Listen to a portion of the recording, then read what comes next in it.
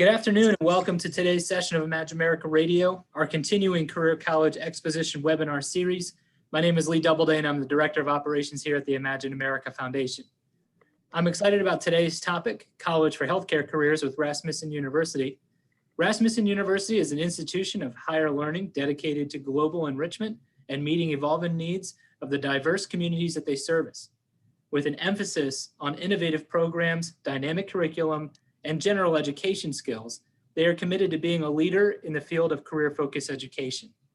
Rasmussen University is also a brand new partner of the Imagine America Foundation. Your students can apply for a scholarship to attend Rasmussen University through our foundation and on our website, which is www.imagine-america.org. If you would like more information on how students can apply for our scholarship to attend this university after the presentation, please either contact myself directly or go to our website. Since our beginning in 1999, Imagine America remains a leading sponsor of scholarship aid to enrolling high school students. However, our country faces a serious shortage in certified technicians. We hear from employers in virtually all sections of the country, desperately looking for qualified employees, so we need to do more. Our partner in today's presentation, again, is Rasmussen University. And joining us today to discuss in detail the looming technician shortage and how Rasmussen University is helping meet this need is Gina Taylor. Gina has been working in admissions for over 11 years, and so you're in really good hands today. But before turning the program over to Gina, let me outline today's agenda. Today's session of Imagine America Radio will be 30 minutes maximum, with question and answers at the end of the presentation.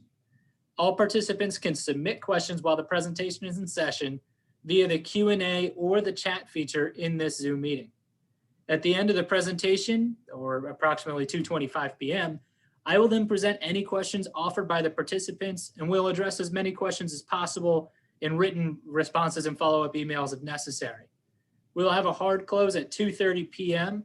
So without taking any more time out of today's presentation, let me turn today's session over to Gina. Gina, the floor is yours. Thank you so much, Lee. Definitely very excited to be here representing Rasmussen University in partnership with Imagine America. And we have a full agenda set up to discuss college and healthcare. So continuing with Lee, as Lee stated, my name is Gina Taylor. I am currently the Director of Admissions at the Mokena Tinley Park campus here locally in Illinois. I've been with Rasmussen for 11 years and will say my heart has been in admissions from day one. Really what keeps me coming back in admissions is just the opportunity to know that being part of an educational platform where we have a voice to help direct our students and really make a difference and impact their lives for their future ahead of them, from figuring out where they need to be, what they're passionate about, and helping them get on track towards a successful future. So without further ado, we're going to get to the agenda. What we're going to be discussing today in detail is more in line with the workforce trends. So what does our economy look like? What is the labor force? What's going on with it? From there, we're going to break down more in detail healthcare trends. We know the healthcare field is growing and is in demand, but what does that look like? And what are the opportunities that are available? We're going to take it a step further and dive in deeper to what does a career in education, what is a healthcare career? What does that education look like? What are the options that are available to me as a student for me to go to school and get my foot out into the door into the healthcare field? Last but not least, going to finish it off discussing Rasmussen University to allow you to learn more about who we are, what we do, and what we're really about. At the very end, as Lee stated, we're going to be covering any questions, so please make sure that you're jotting them down or putting them in the chat box, and we will be covering them. So I know you guys are excited. Let's get moving. Starting off with the workforce, and this PowerPoint's working faster than me. Starting off with the workforce trends. As we are working with our students, both on the front lines in the high school arena and knowing that we're working with graduates that are ready for that next step. At the end of the day, our goals are to really get our students set up for success. And that's the same on the college arena. As working at Rasmussen University, the most important thing is allowing our students to see the value and the importance of what education really is. As we look at the figures here and totally using the Bureau of Labor Statistics, looking at the median weekly earnings by education level and the unemployment rate by education level, both figures pictured here really allow us to see the importance and the value of our students going and furthering their education.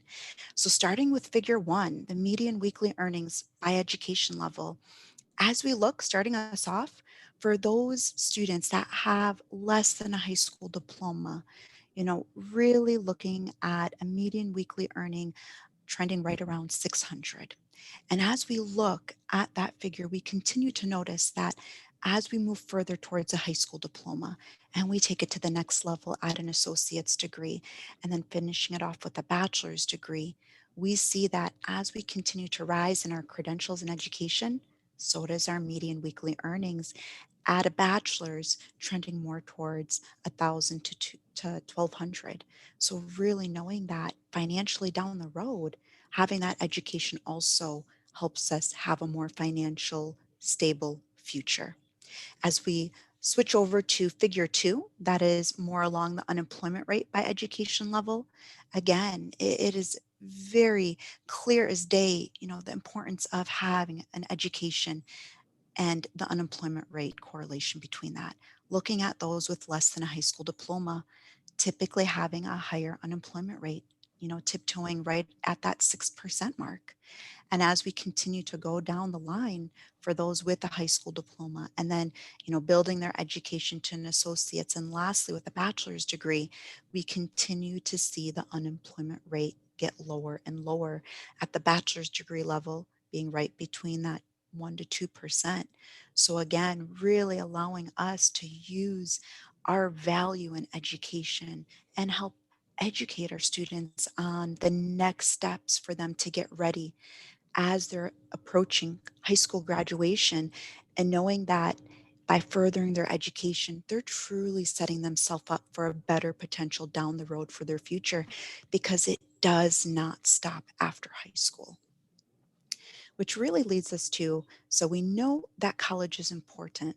Now it's looking at, now where is the opportunities after high school? What are the fields that have growth? Because as we were all high school students at one point in our life looking towards college, one of the most important things is being able to get a degree that we can actually get out there and use.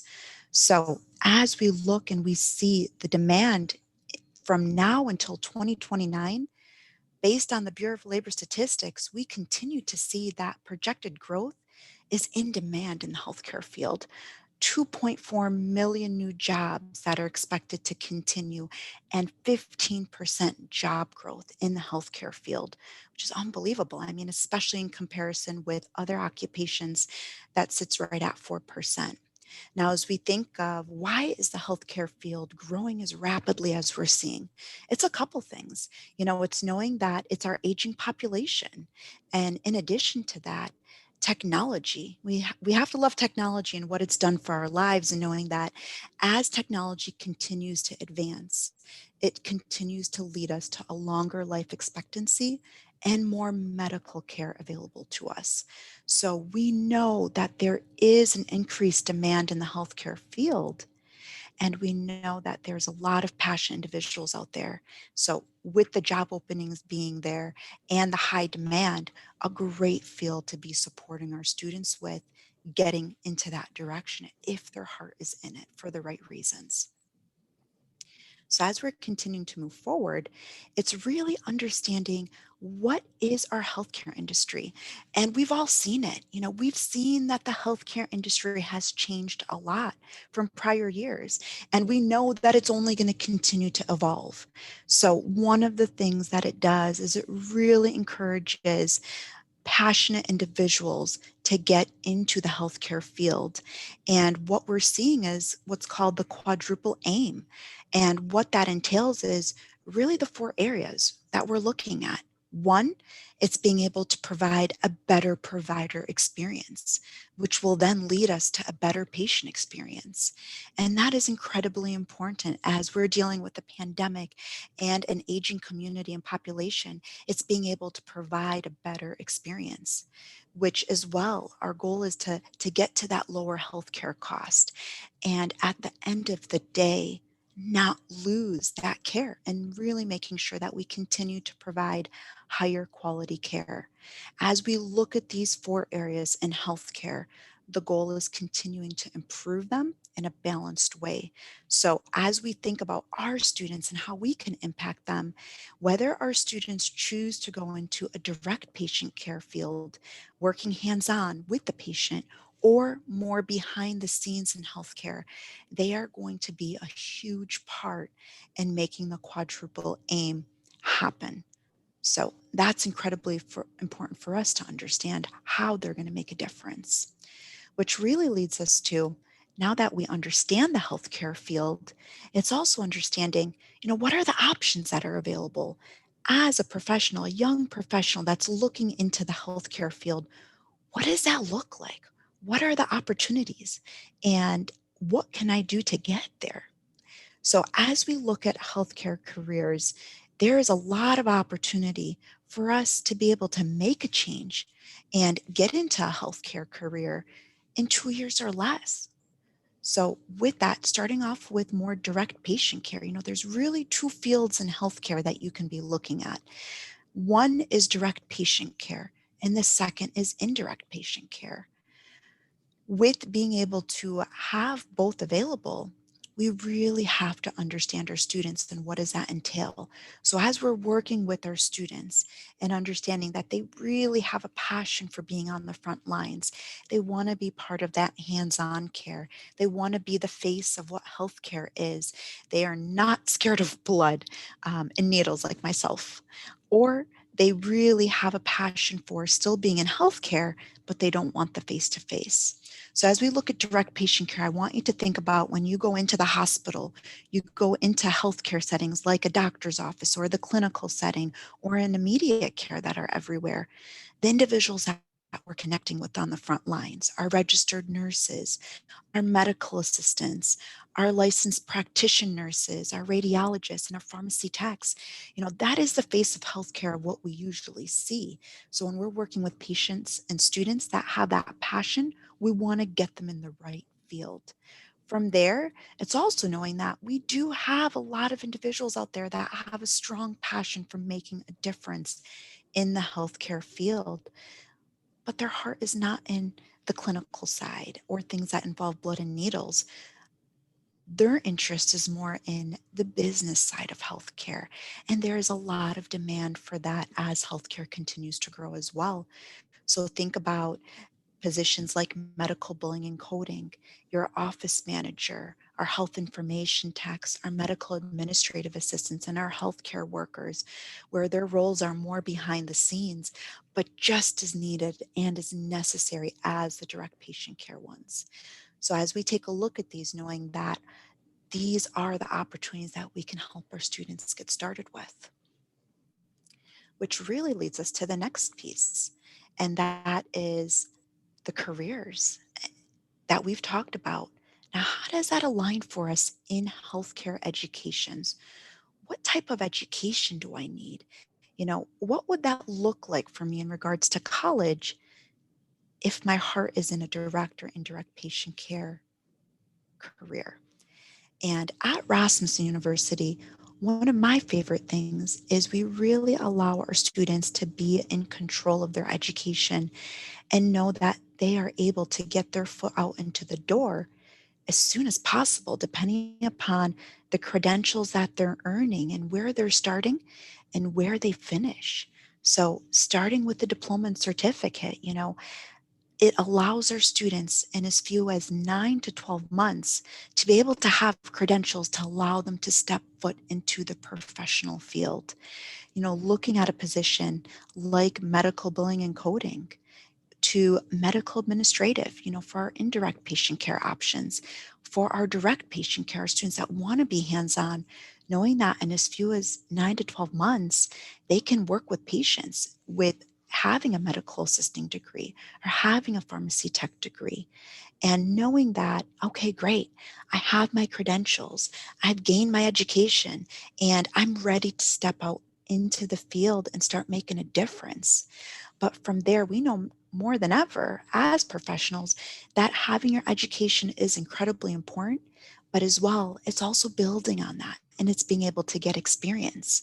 So for our students, it's knowing that although they're accomplishing that short term goal, there is still a lot of opportunity ahead of them to set themselves up for a successful future and career. And that really goes into the next, with being able to continue and build on what they've already started. So I've got my diploma and certificate. Now, where's the next step? Being able to get into my associate's degree. And with that, building on our direct patient care options, it's being able to get an associate's in professional nursing. For my students that are even more brave and love to see blood all day, surgical technology. And for my students that still love the behind the scenes and the management side, health information technician, human services, health sciences, knowing that it's taking it step at a time as they go through their degree in education to align with the experience they're gaining, and then finishing it off and continuing towards their bachelor's degree. Again, not starting over, but being able to use what they've gained throughout the time they've been at Rasmussen to continue building towards a better career. And with a bachelor's degree for my nurses, it's being able to continue towards an RN to BSN. And from there, it's also having indirect options for a bachelor's like health information management, health and wellness, human services, healthcare management. One of my favorite parts of what we do is allowing us to paint that picture from those short-term goals to the long-term goals of getting a bachelor's degree that can really help our students get where they need to be at the time they need to be at. From there, really one of the next things that we want to be discussing is we've talked about the workforce. We've talked about the healthcare industry and what that means and the careers and education options. Now, as our students collect their education and complete their degree, is thinking about what's the next step after that? How do I best prepare for getting my best foot forward into the professional light and getting myself out there to be marketable and have confidence and know that I am going to be the best at what I do? From a survey that was done by LinkedIn in 2018, that polled 2,000 business leaders, there were 6 transferable skills that were valued by employers that were very evident. And something that's important for us here at Rasmussen is it's ensuring that our students don't just have the hard skills as they're completing their education. It's also making sure that they have the soft skills to align with it so that they have that strength to be the best player and bring to the table what they need to as they get out into the field. As we're looking at the 6 transferable skills, I want to break them down so we really have an idea of what we're focusing on.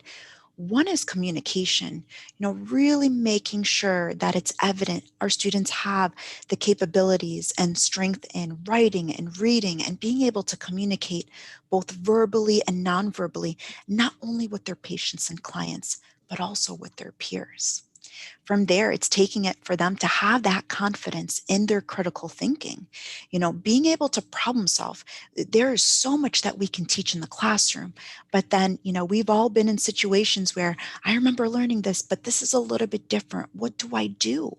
And it's knowing that we've set our students up to be able to problem solve and use reasoning and reflection to figure out what is the best thing to do at that time and in that situation for that patient. Taking it a step further to digital fluency, if the pandemic has not proved to us enough the need for technology where we can't even start our day within the first hour without looking and utilizing from a smartphone to a laptop to a computer, it's really making sure that our students have that evidence that they're comfortable and ready to use those digital tools. From there, it's taking it to that ethical and professional responsibility. With everything that we do, it's knowing that we're doing what's right and what's in the best interest of our patients. and really leading us to diversity and teamwork. You know, it's one of the things that we face day to day, no matter what profession we're in. We work with a lot of different walks of life, different backgrounds, different ages. We work with individuals that have different experiences.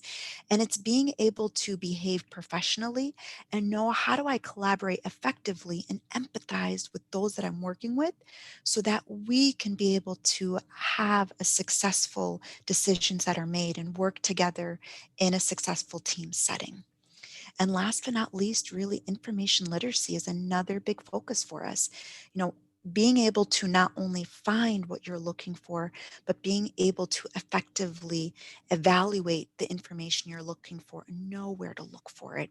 So, as we prepare our students for the hard skills that they're being taught in the classroom, it's also very evident in the work that they do from day one that they're also gaining those soft skills that prepares them to get out into the real world, which really leads us to what Rasmussen is here to do for our students.